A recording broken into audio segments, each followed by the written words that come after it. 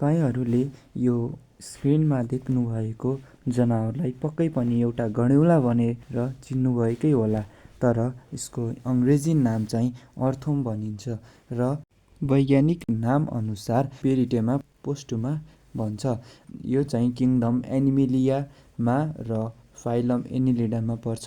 जब फाइलमभित्र पनि पर्ने एनिमलहरूको क्लासमा पर्ने हो भने ओलिगोकोटा भन्ने क्लासमा पर्दछ। विश्वभरि सबै ठाउँमा पाइन्छ। विशेष गरी यो मरेको अथवा कुहिएको कुराहरूमा बढी पाइने गर्दछ।